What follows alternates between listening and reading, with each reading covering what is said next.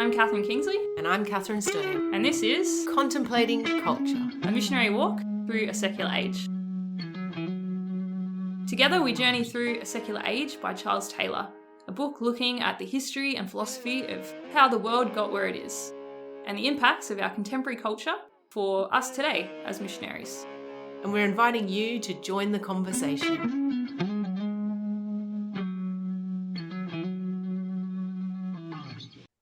Hello and welcome to Contemplating Culture. Hello, everyone. Well, welcome. This is going to be a great episode, I think. Today we're entering into a new chapter called The Dark Abyss of Time. What we're starting with today is this sense of not just the social space is changing, as we've been talking about, but actually something's happening as how we understand how we are in the world, not just how we are with each other, but connected to the wider kind of things. I'm excited because we're going to talk about Marvel today. I'm excited because it feels interestingly familiar. Mm. Like we're talking about things that are getting closer and closer to our time. And so the debates feel, or the way that people are thinking feels more relatable or something. Feels like it taps into stuff that I'm actually dealing with. It's great.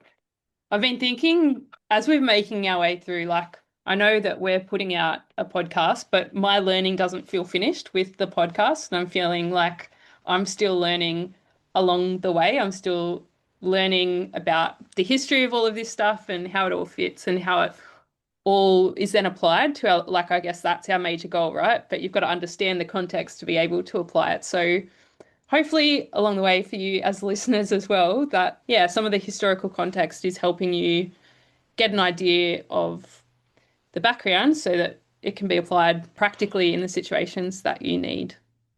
And so one of the things that I was learning about as we're reading this, he starts the chapter by talking about a change that happens between the 18th and the 19th century. So he says, in this period of time, there's a surge in piety happening in England, France, America, those kinds of regions of the Western world. But at the same time, there's a new kind of unbelief happening. And that's because the life world within was changing. What it means for people to be living in the world and interacting with the world. And he's got this term here he uses. He says it changes at the level of the cosmic imaginary. So we've picked up the social imaginary before, and that was very much how we understand how society is meant to work, how we are connected to society, the purpose of society, all of that kind of stuff. I guess the landscape of when I look out into society. So this is at the level of the cosmic being the stuff bigger, the physical stuff, the transcendental stuff, time, all of that kind of stuff. The world around us, maybe, is how I would, and not just the earth world around us, but like the sky, what's in the sky, that kind of, The purpose of the sky. yeah. And so there's two elements that Charles Taylor says kind of define this shift from the pre-modern to the modern cosmic imaginary. He says the first one is the shift from a cosmos to a universe. So we've kind of talked about this before. One of the things that brought this about was disenchantment, that we had this mysterious, we knew that it was from God, that God had put everything in place, but that it was limited. There was a time that God did it. There was things that God did, and everything has existed in that framework. So it's very much around framework and form, and everything was purposeful, that kind of sense. To when everything's stripped away of that higher sense of meaning, we're left with the universe, just the stuff that we can see and touch and measure, and we'll talk about that in a moment. And then the second level of this modern cosmic imaginary is, I guess, what you call like evolution, as we come to understand and accept the evolutionary process, what that means for how we understand ourselves in the wider world. That's huge amounts of change, really, isn't it? When you think about like the removal of God from our whole way of thinking about the world around us, and then follow it up by not just the removal of God, but the total expansion, really, of our notion of what is and what has been and how long it's been. We're kind of moving into the realm of stuff that's difficult to wrap your head around. So if you're feeling a little bit lost, that's okay, because all this kind of cosmic imaginary stuff is the kind of stuff that kind of sits a level above what we can see and touch, right? Like it's not just that, but it's the metaphysical kind of stuff of like how do we figure in the world? How's the world figure in our lives?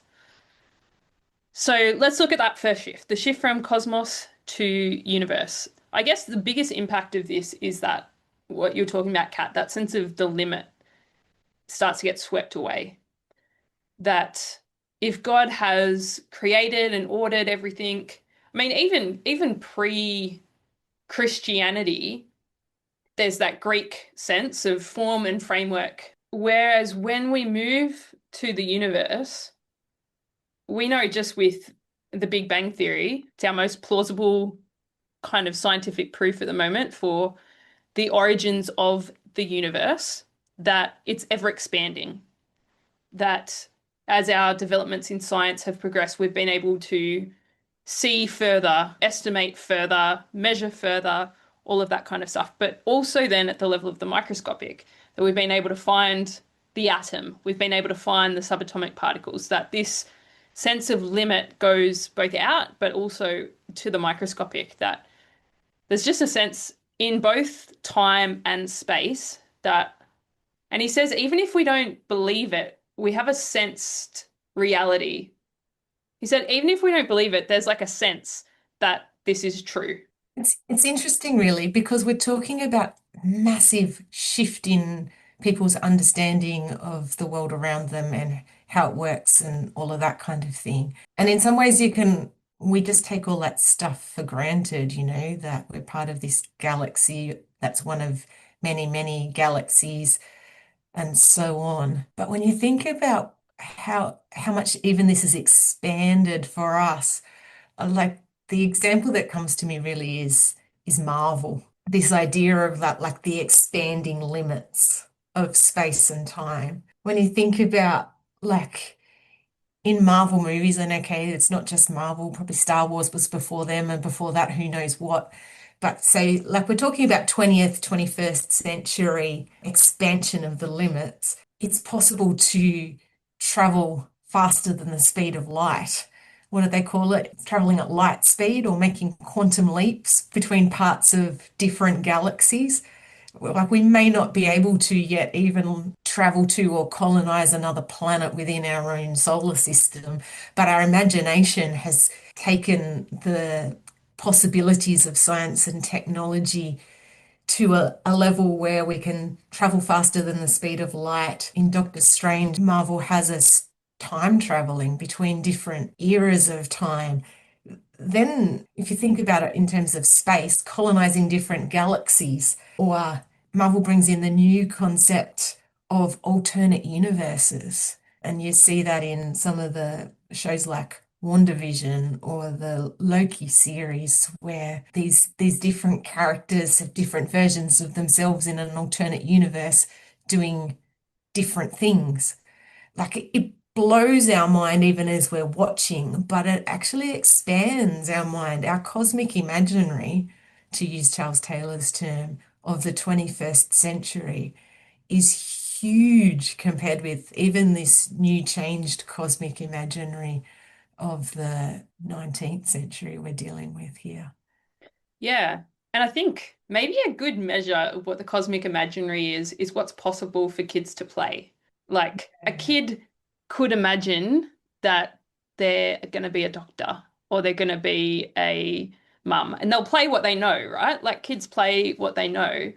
But more so, even I think, than we were talking about how I guess the Marvel came from comics, right? Like reading a comic opens up part of the imagination, but when you've seen real live action people in that, it becomes even more possible so that you can have kids playing out alternate universes or time travel or things like that, that because they've seen it and it's presented as something real in the entertainment industry, your mind starts to think, even if you don't believe in it, it starts to become a possibility for your imagination. And that's the kind of thing we're talking about here. Yeah. Like I neglected to mention the Ant-Man dimension of becoming small, becoming subatomic in size and inhabiting a universe of the subatomic, like the child of the 21st century probably more so than the adult even, holds this realm of what's possible that is beyond what the 19th century person could even dream of. Yes.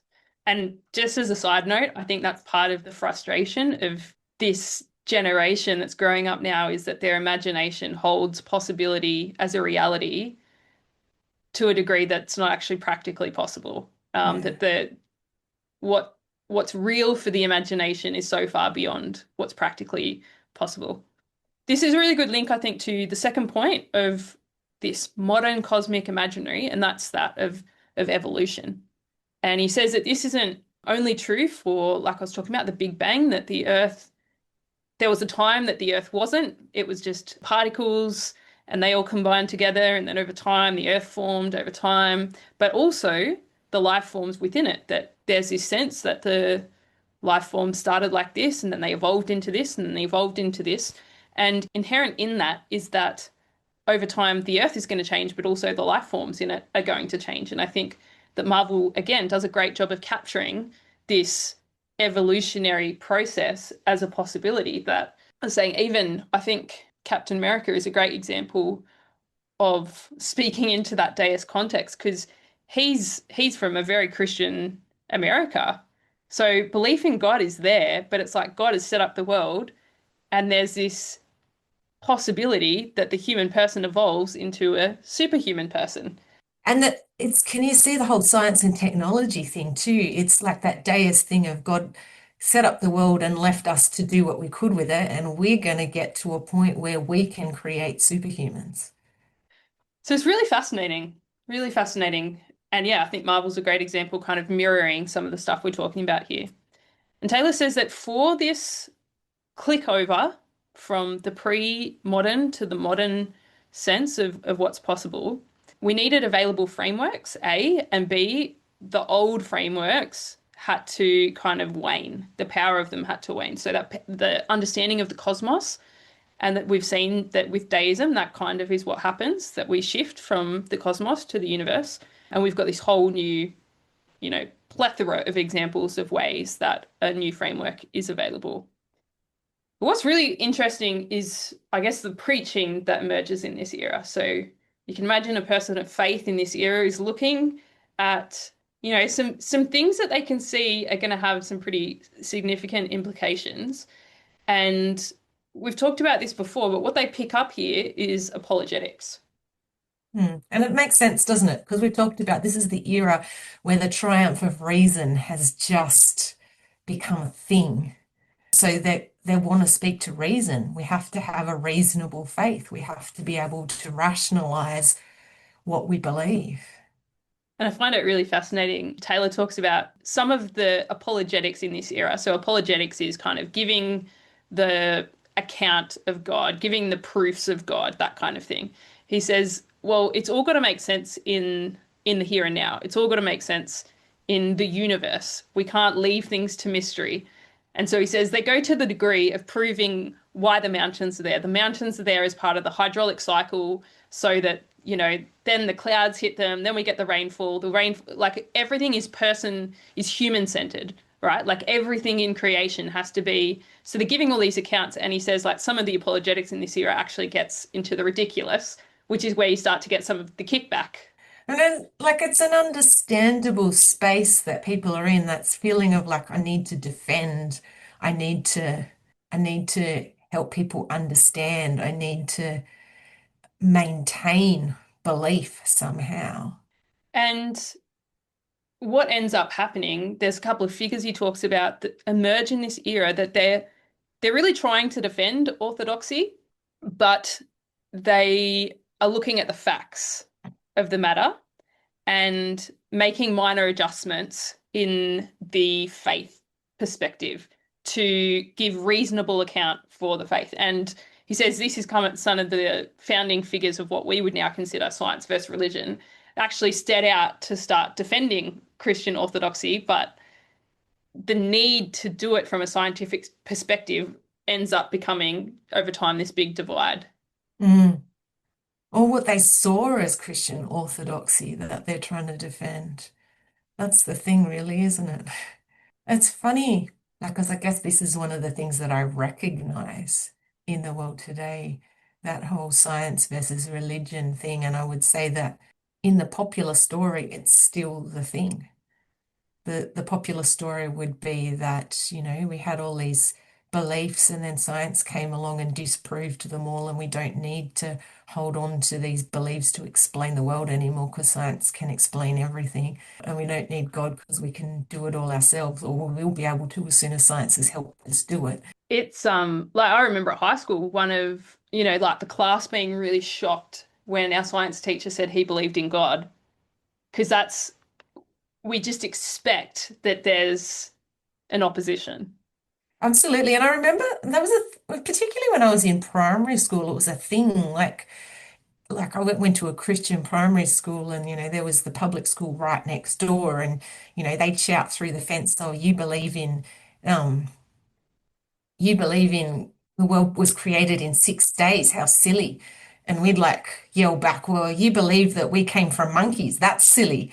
um like it is almost taking faith and reason, like putting them in opposition to one another, but also taking it down to schoolyard kind of arguments.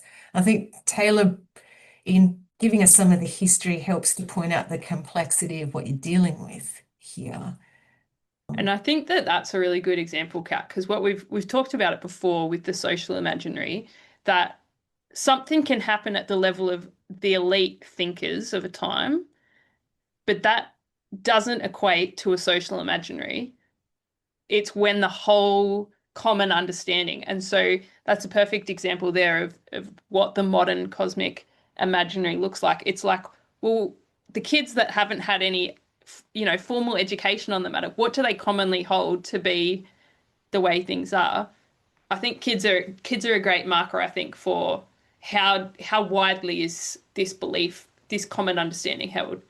But I think it's not just kids. I think, like, if I look out there in the world of faith formation, like podcasts, talks to youth groups or young adult groups, topics in school RE classes, science versus religion is like this big topic out there. It's really easy to get caught, I think, in the what I would call 19th century story that this is the thing, that this Mm. is the important, like that we need to defend faith somehow against the advances of science. The reality is much more complex and beautiful than that. But also, one of the things that I've really learnt from Taylor in this reading is that it's not what the 21st century seeker is looking for.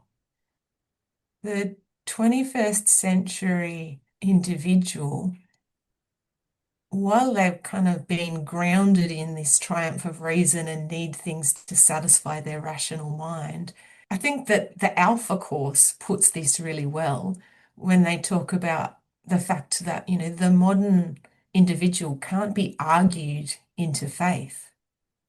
Like, no rational argument is ultimately going to be enough to change someone's heart. And this is the thing I remember most clearly from learning, doing a course in preaching back when I was a theology student, was that preaching is something that aims at the human heart, not the mind, that it needs to satisfy the mind, it needs to be rationally satisfying, but that you're not aiming to convert their mind or their thinking.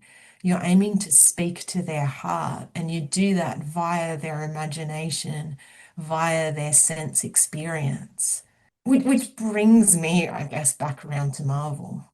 There's this really telling line, I think, on page 329 of the book, where Charles Taylor talks about there's a strong sense of deficit in a world where people used to feel a presence here and were accustomed to this support, often couldn't help feeling the lack of this support as undermining their whole faith. And he's talking here about what happens with disenchantment, that the removal of the sense of the transcendent from the world leaves a gap in people. And what I find fascinating, I feel like the world has tried to fill that gap with a sense of science and human achievement. But what I find fascinating when we're talking about Marvel is the sense of, I would almost call it the re-enchantment of the world. And we talked about, some of this is through human achievement, creating superhumans, but the very, like the stories are about superhumans. The stories are about tapping into power that we ordinary individuals don't have in the world in order to save the world, fix the world, defend the world. That there's this sense of like forces out there that we don't understand that need to be fought against.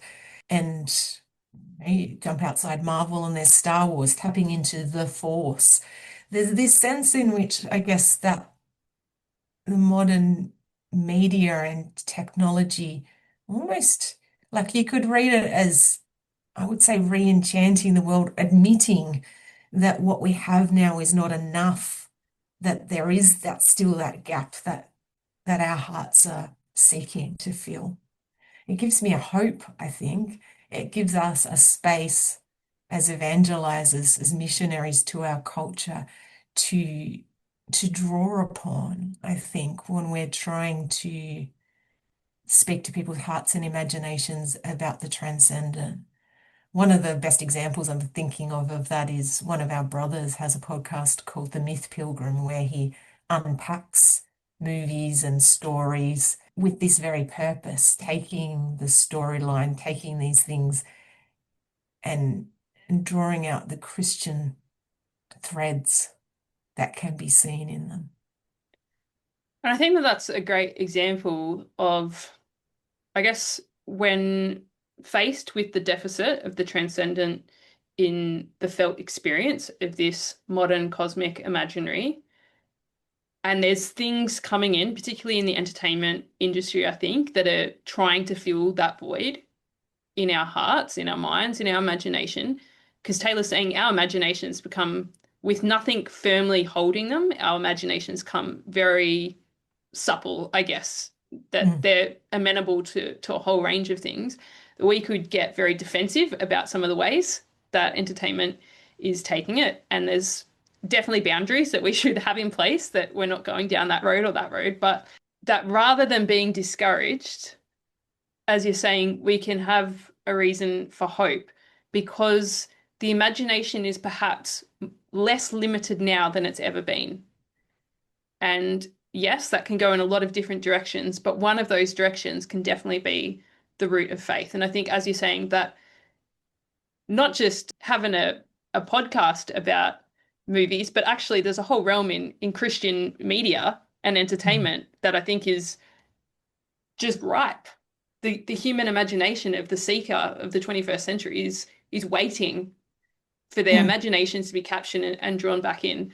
And it reminds me, there was a part in this section of the chapter where Taylor was talking about how this concept of eternity, and he was talking about experience far, experience near kind of things. And he says, like, there was a sense of the transcendent being understood at a felt level that mm, then descends down to the level of belief.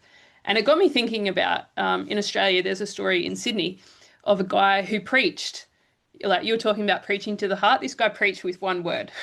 He mm. just went around, and people didn't even know it was him for a really long time. He just went around, they say, like, I don't know how many times, I'd have to look it up, but something like thousands, maybe even millions of times. He wrote down this one word, eternity. For those people who don't know the story, with chalk on the footpath or the sidewalk, if you're not Australian.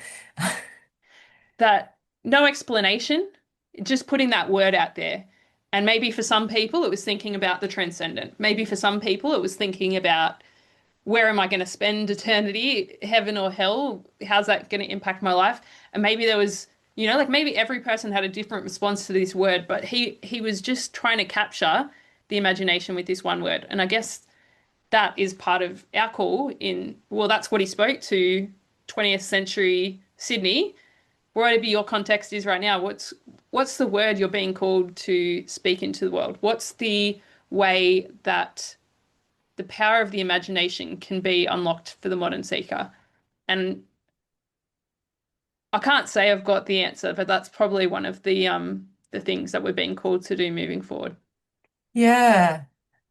other example that just came to mind for me is the 21st century saint, Carlo Acutis, Yep. and how his heart, his mind were captured by Eucharistic miracles. And he had this deep conviction that this was going to convert the world. And he starts using technology, the internet, as a way of giving this gift to the world. And something like just, that we were talking before about children and their imagination. This guy like died at 14 years old. He's a child. He's a child who grew up in an era where Marvel's opening the child's mind to the limitless. So, a child who's told that this piece of bread is also God has the capacity, maybe more capacity, in the 21st century than even the 19th century counterparts to believe that it's possible. And like there's just something really beautiful about his conviction and confidence in all we need to do is give this to the world and they'll come to know God. They'll want to know God. Yeah, it's true. Very beautiful. And he will be canonized this year. Maybe the time this podcast comes out, maybe not. Let's see how long it takes. So thank you very much, Kat, and for everyone listening. Hopefully it's been fruitful and yeah. We hope that this has captured something of your imagination, that something in you is as excited as we are by the possibilities that have opened up in thinking about these things. So thank you. And until next time, enjoy. God bless. This has been Contemplating Culture, a podcast produced by the missionaries of God's Love Sisters. For more information from today's episode, be sure to check out the show notes. We pray that today has blessed you, and most importantly, we invite you to continue the conversation.